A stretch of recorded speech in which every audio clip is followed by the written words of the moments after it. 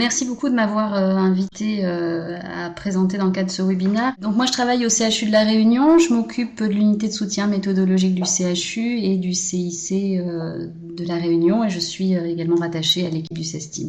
Donc en fait on va parler de pharmacoépidémiologie et plus particulièrement d'une partie de la pharmacoépidémiologie qui est la pharmacovigilance et qui s'intéresse, alors je vais essayer de partir sur des notions un petit peu de base parce que je sais pas trop quel est le background de tout le monde, mais qui est vraiment sur la phase post-commercialisation du médicament. Donc le médicament a déjà vécu toute sa partie de développement avant sa mise sur le marché, que ce soit les études précliniques, phase 1, phase 2, phase 3, et lors de son arrivée sur le marché, il est ensuite prescrit à une population très large, et on va arriver dans une phase où on doit surveiller la survenue d'événements indésirables, aussi d'effets bénéfiques inattendus, mais on s'intéresse plutôt aux effets indésirables de ces médicaments dans ce cadre-là.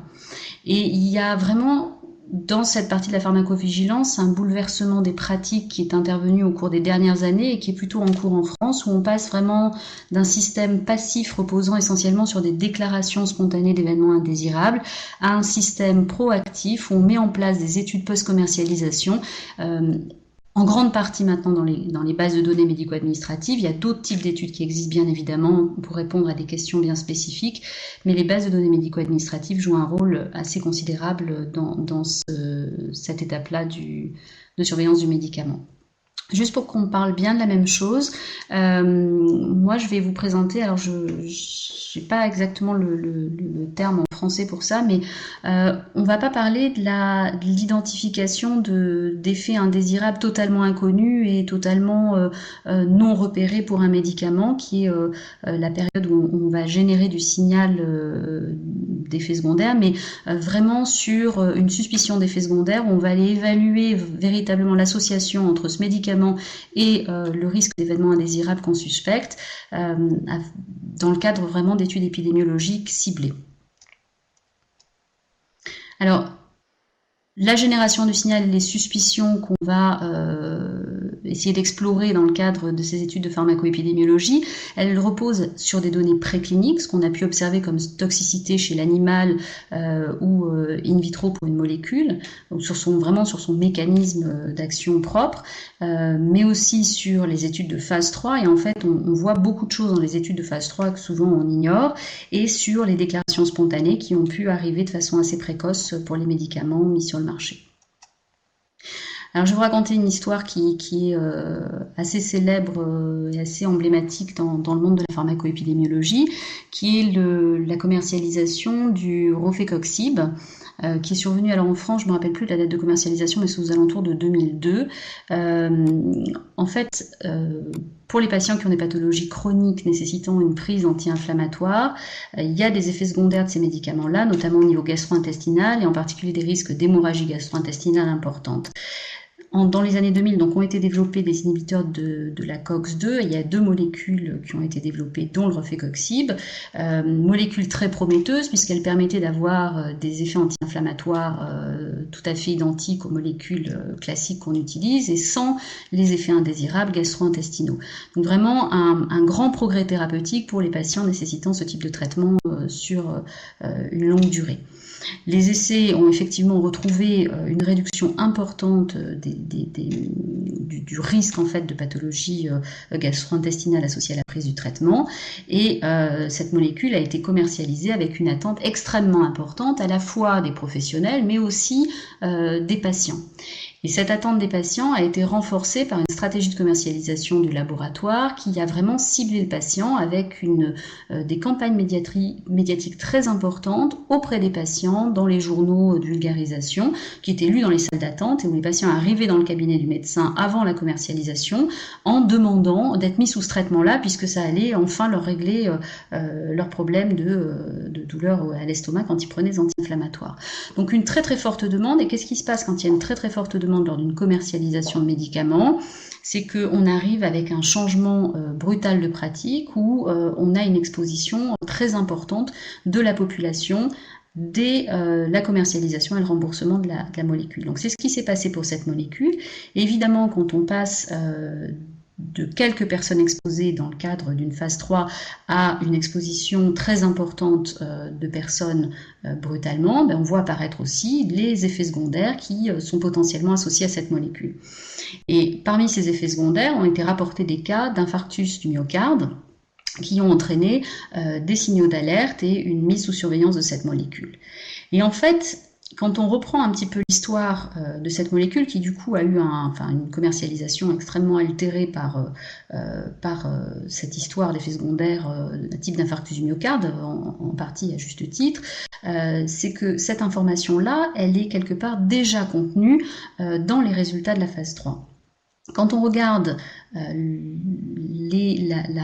partie safety de l'essai thérapeutique, ce qu'on voit, c'est qu'on avait déjà un signal, alors très modéré, mais on avait déjà des éléments pour se dire que le rofecoxib avait un effet délétère au niveau cardiovasculaire qui aurait nécessité un accompagnement plus important et une restriction en tout cas de la commercialisation sur des personnes ayant vraiment les bénéfices de ce traitement-là. Alors, après cette commercialisation, les premières déclarations spontanées, les études de pharmacoépidémiologie qui ont eu lieu derrière ça, ont vraiment stoppé totalement le développement. Et comment est-ce qu'on est arrivé à montrer l'effet dans la vraie vie, l'effet délétère au niveau infarctus du myocarde? On est allé sur des études vraiment très ciblées sur l'infarctus du myocarde dans la vraie vie. Et ces études sont très importantes puisqu'en fait on passe de cet effet qui est suspecté avec une fréquence très faible dans les essais thérapeutiques à des études dans la vraie vie qui peuvent donner des résultats assez différents, d'une part parce que la taille de la population n'a plus rien à voir et surtout quand il y a vraiment des molécules avec des indications très larges, et puis parce que les caractéristiques de la population qu'on va voir après commercialisation n'ont plus rien à voir avec les caractéristiques des patients qu'on avait dans les phases 3. Et en particulier, on retrouve des comorbidités beaucoup plus importantes. Donc là, dans l'histoire du rofecoxib, dans la population des patients avec déjà des antécédents cardiovasculaires vraiment en quantité relativement importante, et puis des interactions possibles avec d'autres médicaments qui augmentent aussi également ce risque. Donc, l'importance d'aller évaluer sur cette phase 4, c'est parce que cette vraie vie est assez différente de l'essai de phase 3 et c'est ce qui a été montré sur cette histoire sur le Vioxx. Alors, le Vioxx, c'est... Il y a 2-3 histoires comme ça classiques en pharmacoépidémiologie. C'est le début, et donc on est maintenant à peu près 15 ans de la commercialisation de cette molécule. Et dans ces 15 ans, on a vu vraiment beaucoup d'améliorations des outils qu'on utilise en pharmacoépidémiologie, que ce soit les bases de données, les schémas d'études ou les analyses, et c'est ce qu'on va voir maintenant. Alors, sur les bases de données, moi je voulais vous parler des bases de données médico-administratives françaises, dont on attend beaucoup de choses, qui ont certainement des avantages, mais qui ont aussi des limites. Alors, on arrive dans un contexte où on utilisait des bases de données essentiellement anglo-saxonnes, nord-américaines et anglaises depuis une vingtaine d'années, avec des bases qui sont déjà structurées, rassemblées sur des plateformes de surveillance de médicaments assez larges. Et dans ce contexte est arrivée l'accessibilité des bases de données de l'assurance maladie française, qui est un progrès majeur, puisque elles ont le mérite d'être accessibles, ce qui n'était pas le cas jusqu'à il y a quelques années. Donc ces bases de données qui ont des noms très poétiques en France, donc nous avons le SNIRAM, le DCIR et l'EGB, DCIR et EGB faisant partie du SNIRAM. Ces bases de données donc sont d'une part existantes, sont de qualité et de structure à peu près identiques aux autres bases de données internationales, sont d'un accès gratuit, donc ça c'est je pense les seuls à ma connaissance à être d'un accès gratuit, donc c'est un avantage majeur. Et on a donc des données individuelles pour le DCIR sur une très grosse, enfin sur toute la population française, sur quasi-exhaustivité de la population française, et pour l'EGB, qui est une sous-partie du DCIR, qui est en fait un échantillon d'à peu près 1% de la population du DCIR, on a un échantillon d'à peu près 680 000 personnes, disons 600 000 personnes.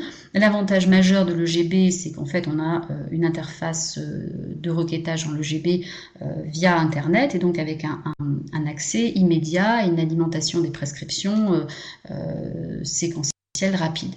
Pour le DCIR, c'est un petit peu plus compliqué puisqu'il n'y a pas d'accès direct et on va reparler de cette problématique-là. Donc des bases qui existent depuis peu, qui sont de taille importante et qui vont permettre d'avoir accès aux mêmes outils, enfin des outils comparables par rapport aux autres bases de données au niveau international pour la pharmacoépidémiologie. Cependant, quand on regarde quand même ce qu'on a dans ces bases-là, elles posent deux problèmes majeurs. Pour le DCIR, on a toute la population, mais on a très peu de profondeur de données, puisqu'on a en gros 3 ans plus l'année en cours en termes de données accessibles facilement. Il y a des possibilités de désarchivage des données plus anciennes, mais il y a un historique qui est limité parce qu'il y a eu des acquisitions séquentielles de différents types de données, notamment les données du PMSI qui ont été insérées plus tardivement. Pour le GB, suivant les points de vue, on peut considérer que 600 000 personnes, c'est une grosse base de données, et je vais essayer de vous expliquer pourquoi 600 000 personnes, c'est une toute petite base de données en pharmacoépidémiologie. Alors, je vais vous parler d'un exemple qu'on a étudié, donc c'est une étude sur les anticoagulants chez des patients qui ont une fibrillation auriculaire, donc un trouble du rythme cardiaque, pour lequel ils sont sous anticoagulants, afin de limiter les risques d'embolie liés à cette pathologie sous-jacente. Donc, il y a des nouveaux anticoagulants qui arrivent sur le marché, qui sont des nouveaux anticoagulants très intéressants parce que beaucoup plus faciles d'utilisation, possiblement avec un risque inférieur d'hémorragie, qui est une complication assez fréquente de l'utilisation des anticoagulants traditionnels type AVK qu'on utilise chez ces patients. Et dans le cadre de cette étude-là, on s'est posé la question de savoir dans quelle base on allait pouvoir explorer ça. Et si on regarde simplement dans notre DCIR, si on donc DCIR très très grosse base, on arrive à identifier avec 2 ans d'inclusion 80 000 cas de incidents de fibrillation auriculaire. Au sein de ces 80 000 cas, on arrive à identifier à peu près 260 IDM. Le risque relatif attendu, c'est d'à peu près 1,6, et la puissance statistique qui est associée à l'utilisation de ces données-là, c'est 60%. Donc vous voyez qu'on est déjà, malgré la taille de la base initiale, avec une puissance statistique qui est limitée, qui va obliger, en tout cas, à utiliser une inclusion plus large. Alors pourquoi je dis 2 ans d'inclusion? Parce qu'en fait, quand vous avez 3 ans, vous ne pouvez pas vraiment utiliser la première année parce qu'elle sert à fabriquer les covariables et à définir les cas incidents. Et donc, on commence la cohorte chez des gens qui ont au moins 1 an de données antérieurement. Donc, on n'a véritablement que 2 ans de suivi pour ces patients-là. Donc une puissance qui est déjà assez limitée dans le DCIR et qui dans le GB, alors ça c'est une estimation, est absolument ridicule. Pourquoi est-ce que on a besoin de ces très très grandes bases de données? Parce qu'on a ce phénomène, alors j'ai gardé le terme anglais parce que je trouve qu'il est plus douloureux que le rétrécissement des données, c'est data shrinkage, où il y a vraiment cette notion de rétrécissement extrême des données. Quand on regarde le DCIR, alors ça c'est des données un peu plus actuelles, j'ai un nombre d'inclusion en plus, on a à peu près 2,5 millions personnes sous anticoagulants dans le DCIR. Parmi ces personnes-là, on arrive à être à peu près certain, d'après les algorithmes de définition des pathologies, qu'au sein de ces personnes qui prennent un anticoagulant, il y a à peu près 320 000 personnes qui ont une fibrillation auriculaire. Il y en a certainement beaucoup plus, mais nous, dans notre optique, on veut vraiment une définition assez spécifique, enfin, on veut vraiment des critères pour définir la maladie de façon assez spécifique, et donc, on est obligé de restreindre notre population de façon assez importante. On travaille toujours sur des nouveaux utilisateurs d'une molécule parce que le profil de risque au cours du temps va varier, que chez les personnes qui prennent un traitement chronique, on sait que les personnes qui sont sensibles à ce médicament-là, qui ont le plus de risque de faire des effets secondaires, ont disparu. On sait aussi qu'il y a des molécules qui ont des effets cumulatifs. Donc quand on part sur la définition de notre maladie, on veut des nouveaux utilisateurs du traitement. Et donc là, on divise encore notre population par 2 et on se retrouve avec une cohorte qui est une cohorte de taille très raisonnable et qui est une cohorte de 158 000 utilisateurs, nouvel utilisateur d'un anticoagulant pour une fibrillation auriculaire. Et quand on suit cette population pendant 2 ans et demi à peu près maintenant, on arrive à 648 infarctus du myocarde. Donc vous voyez vraiment cette notion de rétrécissement majeur de la population, et c'est ces 648 individus qui vont nous fabriquer la puissance de notre étude. Alors, la deuxième problématique qu'il faut quand même soulever sur l'utilisation des bases de données françaises, c'est Elles sont grosses mais pas si grosses. Et l'autre problématique qu'on a, c'est finalement est-ce que les délais qu'on a pour accéder aux données, en particulier les délais liés aux contraintes réglementaires associées à l'utilisation de ces bases, sont compatibles avec la réalisation d'études pharmaco-épidémiologiques qui permettent de répondre à des questions de sécurité d'utilisation du médicament. Alors, dans l'expérience qu'on a, pour la première livraison des données, on peut considérer qu'il faut en gros un peu plus d'un an. Alors, on apprend petit à petit à se parler entre les différents interlocuteurs, mais une grosse partie du délai d'accès aux données est liée vraiment à des contraintes réglementaires de type CNIL et sont donc au jour d'aujourd'hui assez peu compressibles. Alors, il ne faut pas non plus trop exagéré, 17 mois pour avoir des données sur 2 millions d'individus, c'est finalement aussi extrêmement rapide, dans la mesure où la mise en place d'une étude épidémiologique de terrain prendrait évidemment beaucoup plus de temps que ces 17 mois-là. Alors, ces deux problèmes de puissance et de délai de réponse sont des problèmes qui sont communs à l'ensemble des bases de données de pharmacoépidémiologie dans le monde et que pour essayer d'améliorer ces deux éléments-là, les grandes nouveautés qui sont apparues depuis les quelques dernières années, c'est surtout les réseaux de bases de données. Alors, dans ces réseaux de base, je vais vous parler de deux que j'ai évoqués. Il y a le réseau américain qui correspond au programme en fait Mini Sentinel. Alors le programme Mini Sentinel, moi j'appelle ça un réseau centralisé, puisqu'en fait c'est une cellule de coordination qui a un regroupement à la fois sous le contrôle de la FDA, mais aussi de pharmacoépidémiologistes et puis de personnes des différentes bases de données. Il y a 17 partenaires qui fournissent des bases de données puisqu'il n'y a pas d'assurance maladie commune à l'ensemble des populations américaines, mais c'est chaque programme d'assurance maladie qui va donner un accès à ces données. Alors, il est centralisé parce qu'en fait, la cellule de coordination va définir des algorithmes et des programmes à tester dans les différentes bases et va les faire tourner directement.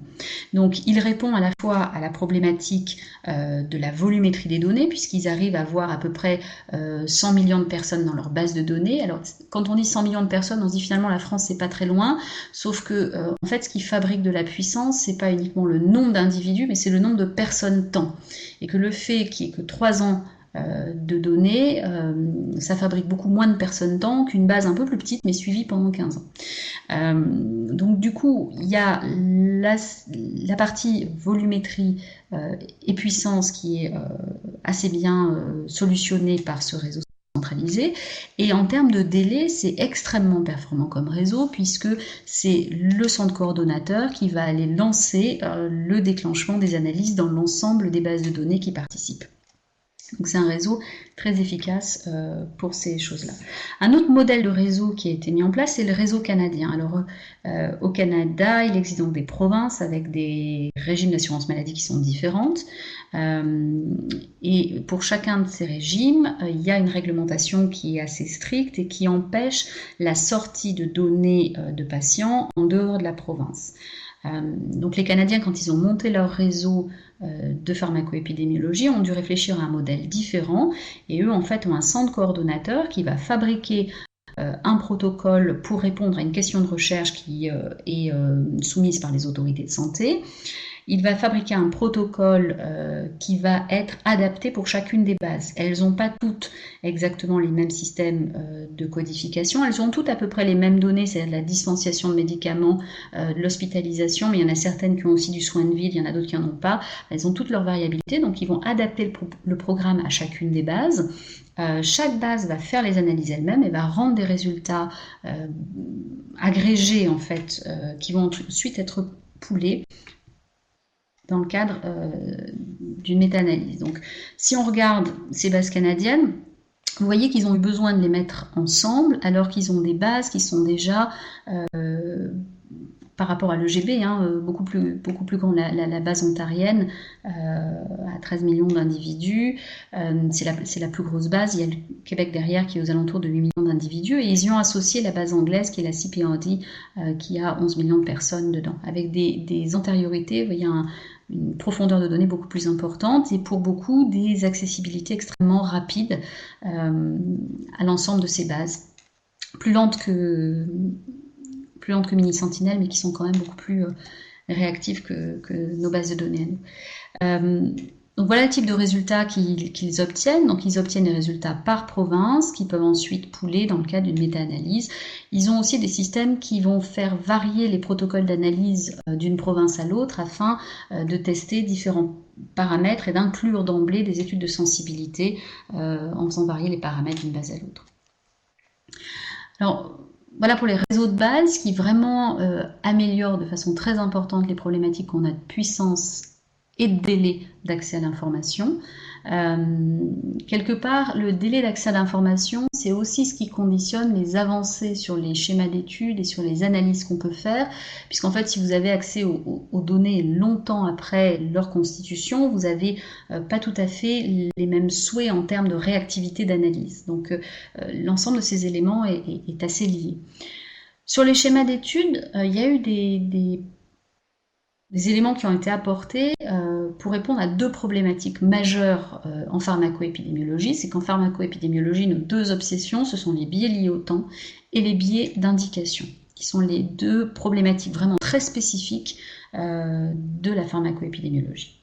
Alors quand on fabrique une étude épidémiologique, on a toujours, quelle que soit en gros l'analyse qu'on va faire derrière, l'identification d'une cohorte au sein de notre base. L'identification de cette cohorte, c'est classiquement une cohorte de nouveaux utilisateurs. C'est exceptionnel qu'on travaille sur un autre type d'exposition. On est vraiment toujours sur du nouvel utilisateur d'un traitement. Donc là, dans notre étude sur la fibrillation auriculaire et les anticoagulants, quand on a mis en place notre cohorte, donc nous on s'intéresse à des molécules qui sont arrivées sur le marché dans le courant de l'année 2011. On va aller identifier des personnes qui ont des traitements qui nous font penser qu'ils ont une fibrillation auriculaire et qui ont un traitement qui est survenu dans la période où ils sont potentiellement exposés à ces nouveaux anticoagulants. Donc on va identifier notre cohorte de fibrillation auriculaire en fonction du traitement reçu par les patients, et on va les suivre sur la période de données qu'on a ou jusqu'à la survenue de l'événement qui nous intéresse, qui est ici pour l'exemple l'infarctus du myocarde. On va aller identifier donc notre maladie comme en fait une définition par proxy, et le proxy qu'on utilise pour la fibrillation auriculaire, c'est le traitement par une combinaison d'antiarythmiques et d'anticoagulants. Et puis, comme toujours, je vous ai dit, on va fabriquer, comme on veut des nouveaux utilisateurs, il faut bien qu'on ait des données avant l'entrée dans la cohorte pour s'assurer qu'ils n'étaient pas traités avant. On va aller s'assurer qu'ils aient plus d'un an de données avant l'entrée dans notre cohorte. De la même façon, pour essayer de sécuriser en fait le fait que le traitement soit prescrit pour une fibrillation auriculaire et pas pour une autre pathologie, on va aller utiliser tout un tas de critères d'exclusion qui correspondent en fait aux critères d'exclusion, aux critères qui pourraient expliquer qu'ils reçoivent ce traitement pour une autre indication, notamment. Donc une fois qu'on a fabriqué notre cohorte, on va se poser la question de la gestion du temps. Et la gestion du temps, elle est liée à plusieurs paramètres. Elle est liée au fait que la durée de traitement est très importante à prendre en compte. Suivant le type de traitement que vous allez prendre, ce traitement peut avoir un effet cumulatif, et auquel cas, il va falloir bien faire attention à ce que, quand vous compariez deux molécules, vous compariez des durées de traitement identiques. Donc ça, c'est la première chose. Il peut y avoir aussi d'autres molécules qui n'ont pas du tout le même effet, mais par exemple des molécules qui entraînent des réactions allergiques, où il va y avoir une augmentation du risque brutal, et si la personne n'a pas fait de réaction, à ce moment-là, une diminution du risque brutal. Et donc, si vous prenez des gens qui sont sous traitement depuis un certain temps, par définition, vous avez supprimé de votre population exposée les personnes qui sont à risque d'être allergiques. Donc ça, c'est la durée de traitement. Et le deuxième biais très particulier à la pharmacoépidémiologie, c'est le biais lié au temps calendrier. Et le temps calendrier, Je vous l'illustre là sur ces nouveaux anticoagulants. Donc, un petit peu comme le Vioxx, ces nouveaux anticoagulants très très attendus lors de leur commercialisation. Vous voyez que quand on regarde dans notre cohorte de personnes qui présentent une fibrillation auriculaire, quel est le premier anticoagulant qui est utilisé? Vous voyez qu'on passe d'une période où quasiment tous les patients étaient sous AVK lors du diagnostic et de la mise sous traitement, à un moment où brutalement, là en gros il y a une autorisation de mise sur le marché, et là il y a une autorisation, enfin il y a la négociation de remboursement en gros, et vous voyez que extrêmement rapidement, l'ensemble des pratiques a été modifié et que la plupart des patients actuellement, et ça s'est fait en quelques mois, vont être mis d'abord sous ce type d'anticoagulant plutôt que l'anticoagulation classique. Et ce, indépendamment des recommandations de quelque agence que ce soit ou quelque société savante que ce soit. C'est une pratique qui va se passer sans qu'on puisse la contrôler. Alors évidemment, si vous n'avez pas pris en compte le temps calendrier et que vous voulez regarder des personnes exposés à l'un ou à l'autre des deux traitements, vous regardez par exemple les personnes qui font un infarctus du myocarde et que vous prenez des gens ici et que vous comparez à des contrôles qui sont ici, vos personnes ici vont être beaucoup plus exposées aux nouveaux anticoagulants que vos périodes contrôle que vous allez prendre dans une période antérieure. Et donc, forcément, vous allez identifier un surrisque qui ne sera pas lié à la molécule elle-même, mais qui sera lié au fait que vous n'avez pas pris le temps calendrier de façon suffisamment restrictive en compte.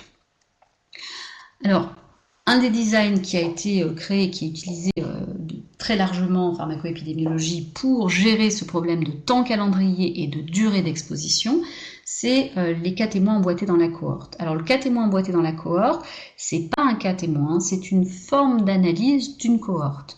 Et donc on va au sein de notre cohorte, ça c'est un schéma très simplifié, on va au sein de notre cohorte, à chaque fois qu'on a un événement qui va se produire, identifier les personnes temps contrôle qu'on va utiliser comme comparateur. Donc on va se dire, voilà, ce patient il fait un infarctus du myocarde ici, on va regarder s'il était exposé à quel traitement il était exposé, est-ce que c'était un AVK, est-ce que c'est un nouvel anticoagulant, et pour les périodes contrôle, de la même façon, on va regarder leur exposition dans la fenêtre antérieure aux personnes temps qu'on aurait échantillonné. Ça permet d'une part de contrôler la durée de la maladie, puisque là, si on a un axe durée de la maladie, la durée de la maladie de notre cas et de notre contrôle est identique, et puis on va appareiller en fait nos cas et nos personnes temps témoins sur la date de traitement et donc aussi contrôler pour le temps calendrier. Donc ça, c'est le design qu'on utilise le plus souvent quand on est extrêmement concerné par cet uptake de la molécule qui est extrêmement brutal et rapide. Et on contrôle vraiment par mois, quoi, quasiment, puisque vraiment il y a une modification d'exposition extrêmement rapide. L'autre avantage de ce type d'étude, c'est que en fait, quand on arrive comme ça sur une molécule type anticoagulant, où on n'a pas une idée très très claire du mécanisme d'action, si on n'a aucune idée de savoir si c'est cumulatif, c'est lié à la dose, si c'est lié à la durée d'exposition, on n'a pas d'hypothèse a priori très forte. C'est un événement qui a été retrouvé de façon tout à fait fortuite dans certains essais thérapeutiques de phase 3, et donc on n'a pas vraiment d'hypothèse qu'on peut faire, et donc de fenêtre d'exposition qu'on souhaite définir a priori. Alors l'avantage du cas témoin emboîté, c'est qu'on peut définir a posteriori, on va aller voir dans les 30 jours qui précèdent l'événement, on va aller voir dans les 3 mois, on va aller voir dans les 6 mois, on peut aller définir comme ça une multitude de fenêtres d'exposition pour avoir une idée de savoir quel est finalement le moment où il peut potentiellement y avoir un surrisque ou pas. Les résultats qui sont là sont pas tout à fait les résultats de l'étude, c'était des données extrêmement préliminaires qui ne correspondent pas aux résultats réels, mais c'était juste pour montrer comment cette fenêtre de temps peut être modifiée en fonction justement des hypothèses qu'on souhaite faire. Alors la deuxième problématique qu'on a à résoudre en pharmacoépidémiologie, c'est les facteurs de confusion, et en particulier les facteurs de confusion non mesurés, excusez-moi. Donc dans les bases de données, on a très peu de variables. Et on n'a notamment pas l'indication du traitement. D'un point de vue médical, quand il y a le choix entre deux molécules, il y a des choses qui nous font choisir un traitement plutôt que l'autre. Alors ça peut être des choses totalement aléatoires et non liées au patient, liées au laboratoire ou à un marketing du médicament, et ça pose pas énormément de problèmes. Mais il va y avoir aussi des facteurs qui sont liés au patient. On va choisir de donner tel traitement ou tel autre traitement en fonction de ses caractéristiques non mesurées du patient ou en fonction des caractéristiques du médecin, parce que il y a des et ces caractéristiques du médecin vont aussi jouer potentiellement sur l'identification de l'événement ou la prise en charge ensuite du patient. Alors, juste pour vous montrer ça, toujours dans la même histoire des anticoagulants AVK ou dabigatran, vous voyez, quand on regarde les comorbidités à l'inclusion, à l'entrée dans la cohorte, donc avant le traitement, on voit bien que clairement, il y a des différences de patients entre ceux qui vont recevoir les AVK et ceux qui vont recevoir du dabigatran. Alors, des fois, ces différences sont très pénalisantes, des fois, elles le sont moins. Si on s'intéressait à l'efficacité du dabigatran, finalement, le sens des différences fait qu'on a des patients moins sévères dans le groupe dabigatran, ça nous poserait problème. Comme on s'intéresse à du safety, a priori, on va biaiser vers le nul, mais enfin, quand même, on n'est pas très à l'aise avec ces différences initiales à l'entrée dans la cohorte. Alors, des designs qu'on aime bien quand on a ce problème-là en pharmacoépie, c'est les designs où en fait le cas va servir comme son propre contrôle. Alors, il y a tout un tas de variantes qui vont du plus simple au plus compliqué. Je ne vais pas vous les détailler. Mais en gros, juste pour avoir le principe, c'est que quand on est un infarctus du myocarde, enfin voilà, un patient qui a un infarctus du myocarde, on va regarder par exemple ce qu'il a comme exposition dans le mois qui précède cet infarctus du myocarde, et puis on va aller échantillonner une autre période d'exposition dans son parcours, et on va regarder s'il est plus souvent exposé à ce facteur qui nous intéresse dans la période juste avant l'événement par rapport aux périodes différentes de son parcours. Donc ça, c'est le case crossover, et puis il y a eu des améliorations du design et des variantes du design au fur et à mesure du temps.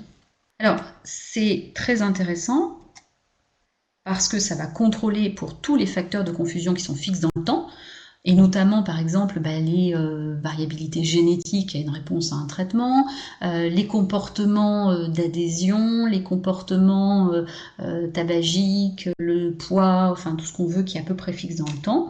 Et par contre, les limites, c'est que ça n'est utilisable que pour des expositions qui ont un effet transitoire. Si votre exposition a un effet à long terme, ça marche pas. Il faut qu'il y ait une variabilité importante de l'exposition. Si ce sont des molécules qu'on prend vraiment de façon chronique dans le temps, dont on ne change jamais, à ce moment-là, vos périodes d'exposition vont trop se ressembler pour qu'on puisse voir une différence. Et donc, il y a vraiment, ça limite grandement l'utilisation de ces designs pour l'utilisation en pratique courante pour beaucoup de molécules.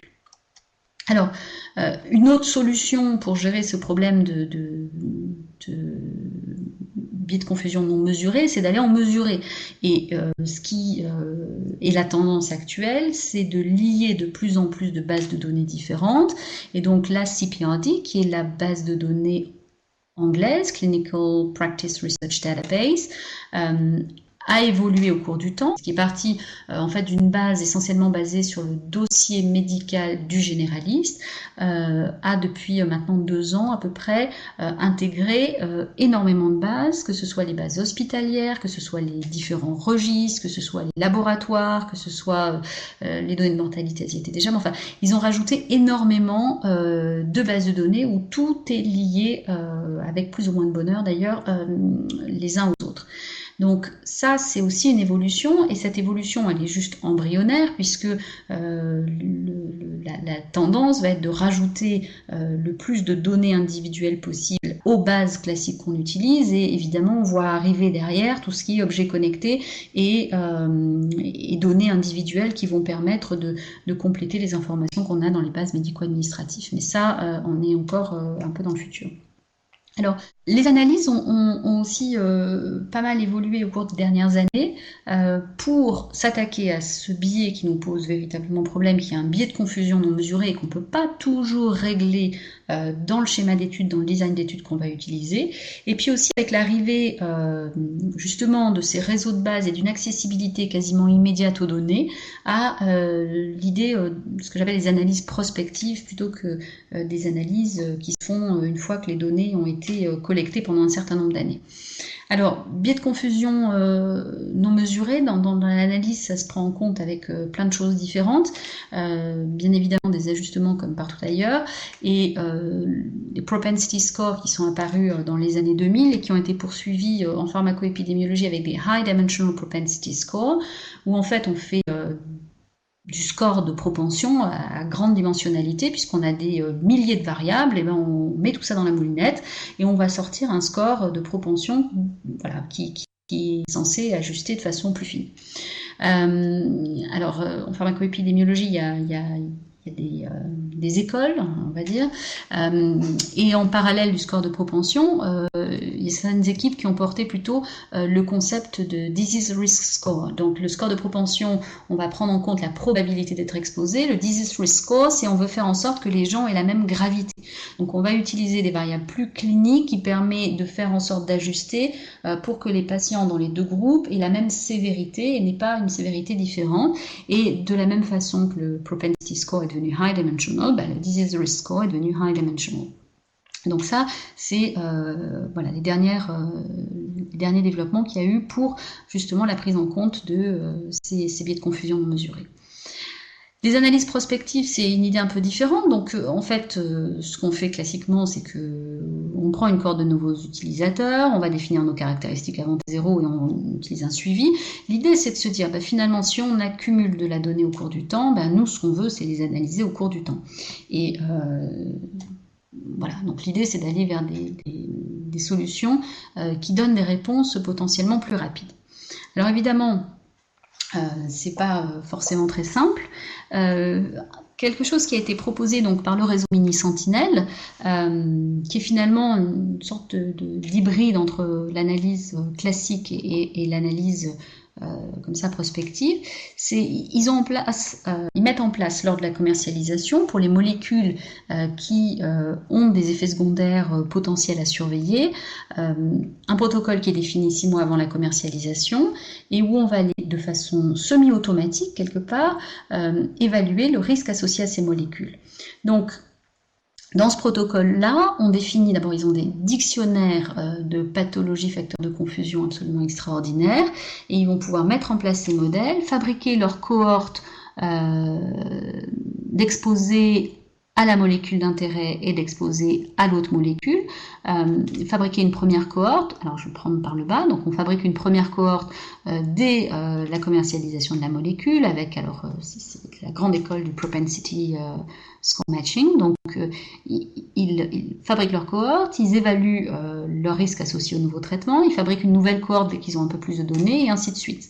Et donc ils vont fabriquer des cohortes comme ça séquentiellement, tout en fonction du volume de prescription, tous les 6 mois, ou tous les ans, ou tous les 3 mois pour certaines molécules, et on va pouvoir avoir, au fur et à mesure que les données s'accumulent, l'estimation la plus précise possible du risque associé à ce traitement-là. Donc ça, c'est une solution qui a été proposée par Mini Sentinel et qui marche dans pas mal de situations et qui apporte de l'information intéressante. Alors, quelque chose d'autre sur lequel il y a eu pas mal de réflexions, c'est de se dire finalement il y a un événement indésirable lambda, par exemple l'infarctus du myocarde, qui est dans la population parce que il y a des infarctus du myocarde dans la population. Et s'il y a une intervention qui augmente le risque, on devrait voir à un moment une sorte de rupture, un point de changement qu'on va aller chercher et voir le risque après cette commercialisation. Donc l'idée, c'est d'aller essayer de développer des modèles qui vont permettre de repérer le changement du nombre d'événements indésirables qu'on veut suivre. Alors, c'est effectivement quelque chose qui est dans l'air du temps, où on voit une augmentation importante des études qui sont publiées avec ces Interrupted Time Series pour l'utilisation de médicaments avec essentiellement des techniques d'analyse, dans la plupart des cas qui sont de la régression segmentée ou de la RIMA pour une autre partie des analyses. Et nous, quand on regarde la safety, donc de la sécurité, sur les spécificités, il faut bien reprendre en compte les spécificités liées aux médicaments et qui sont un petit peu différentes. Enfin, c'est pas tout à fait aussi adapté, on va dire, que des maladies infectieuses ou que de la drug utilization, qui est l'utilisation des molécules en fonction de différents événements. Donc l'exposition, elle va vraiment varier, elle va augmenter avec la pénétrance du médicament sur le marché. Les événements, le nombre de cas dans votre cohorte va augmenter parce que vous accumulez du temps d'exposition. Donc même s'il n'y a pas d'association, parce que il y a du temps qui s'accumule, on va avoir une augmentation du nombre de cas. Donc ça, c'est important à prendre en compte. La population qu'on a, parce qu'il y a un nouveau traitement, qu'il est plus facile à prendre, il va y avoir des gens qui n'auraient pas été traités et qui vont être traités. Et donc il faut prendre en compte le fait que même, par exemple pour la fibrillation auriculaire, même si c'est les mêmes personnes, il y en a peut-être qui n'auraient pas été traités parce qu'on se serait dit que chez eux le risque était supérieur au bénéfice qu'ils attendaient du traitement, qui avec le nouveau traitement vont être traités. Donc on a une augmentation de notre population. On n'est pas dans une situation d'épidémie. Le nombre de cas qu'on va avoir à un moment donné, il n'est pas dépendant du nombre de cas qu'on avait avant. Il n'y a pas cette notion d'épidémie et de transmission de maladie. Il n'y a pas de pic épidémique. On ne revient pas à la normale. Donc ça, c'est des spécificités qu'il faut bien prendre en compte. Et si on regarde, alors voilà, nous on a regardé un peu dans des données simulées sur la fibrillation auriculaire et le modèle des anticoagulants, en modélisant par rapport à ce qu'on connaît des caractéristiques des patients du DCIR, par rapport à la pénétrance qu'on observe, avec les biais d'indication qu'on peut avoir sur les nouvelles molécules. Et si on regarde ça, voilà, chercher un point de changement là-dedans, ça va être un petit peu difficile parce qu'en dehors de hazard ratio très élevé de l'ordre de 10, on a une augmentation des courbes qui se fait, on a une augmentation du nombre de cas qui ne se voit pas vraiment de la même façon. L'utilisation de modèles de type ARIMA est aussi limitée par une absence d'autocorrélation dans ces données-là. Donc actuellement, les modèles qu'on a ne sont pas satisfaisants pour avancer. On travaille vraiment sur des modèles beaucoup plus complexes qui respectent mieux les spécificités vraiment du médicament. Donc en conclusion, il y a vraiment eu des évolutions majeures dans le domaine de la pharmacoépidémiologie dans les 5-10 dernières années, dans les 5 dernières années pour les réseaux de base, qui vraiment apportent un changement extraordinaire et notamment dans les capacités à répondre rapidement à des questions. Les liens entre les bases de données et les liens qui vont arriver entre les différentes bases de données, c'est aussi ce qui révolutionne vraiment le champ de la pharmacoépidémiologie en rentrant dans la grande mouvance Big Data. Il y a des choses dans les schémas d'études qui s'affinent. Alors moi, c'est un domaine qui m'intéresse un peu particulièrement et je pense pas qu'en épidémiologie classique, on ait eu ces changements et ces améliorations de design aussi importantes qu'en pharmacoépidémiologie, où il reste de l'innovation importante dans le schéma d'études. Et puis il y a des analyses, et ça je crois qu'on est au début des améliorations qu'on apporte au niveau des analyses dans ce domaine-là.